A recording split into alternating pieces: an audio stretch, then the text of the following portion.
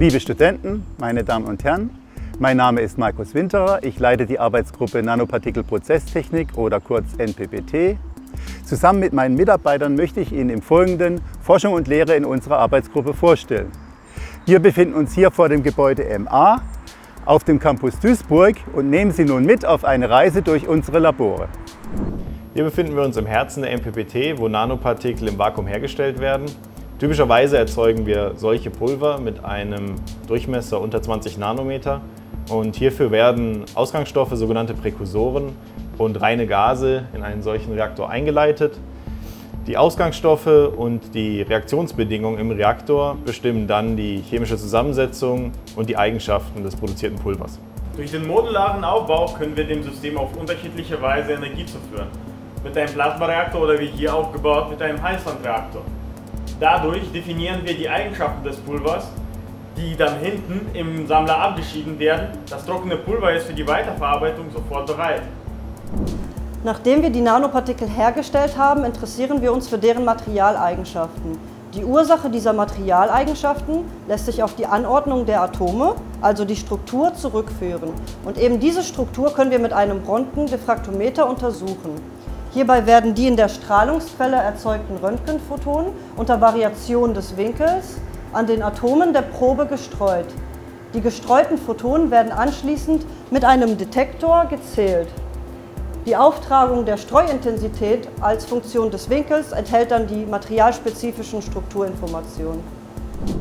Die zuvor hergestellten Nanopartikel werden in einer Flüssigkeit fein verteilt.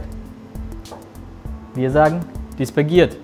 Wie gut die Nanopartikel dispergiert sind, untersuchen wir mit Hilfe der dynamischen Lichtstreuung.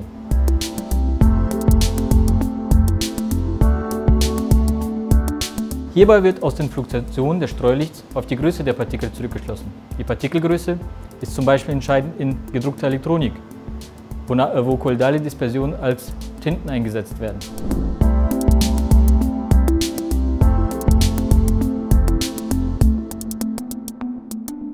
Aus den vorher hergestellten Nanopartikeln können wir anschließend Festkörper erzeugen, die besondere und herausragende Eigenschaften haben.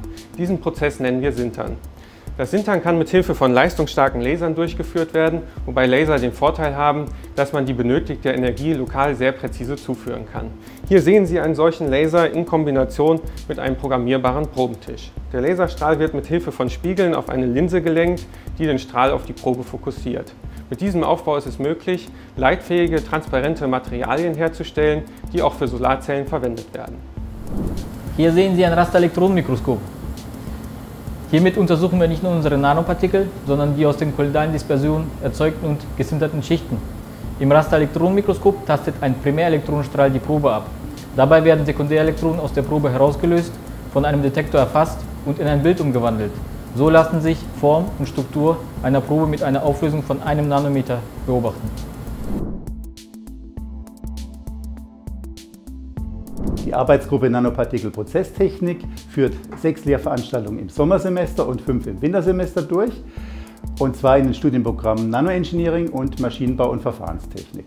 Im Bachelorstudiengang Nanoengineering treffen wir uns das erste Mal im 2. Semester in der Veranstaltung Verfahren und Anlagen der Nanotechnologie, eine wichtige Grundlagenveranstaltung.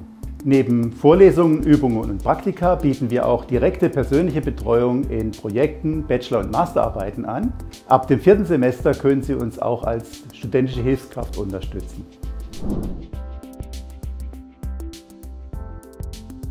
In der Forschung liegt der Fokus auf Gasphasensynthese, Verarbeitung der entsprechenden Pulver in kolloidaler und trockener Form und insbesondere in der strukturellen Charakterisierung auf allen Längenskalen. Dabei bilden wir den zentralen Teil der Prozesskette von den Ausgangsstoffen bis zu den nanotechnologischen Produkten mit entsprechenden Eigenschaften und Anwendungen ab. Hinsichtlich Eigenschaften und Anwendungen untersuchen wir zum Beispiel Photokatalyse oder druckbare Elektronik in kooperativen aktuellen Forschungsprojekten, zum Beispiel in der Forschergruppe 2284 oder dem Sonderforschungsbereich 247, zu dem Sie auch selbst in Zukunft mit Ihren Bachelor- und Masterarbeiten beitragen können.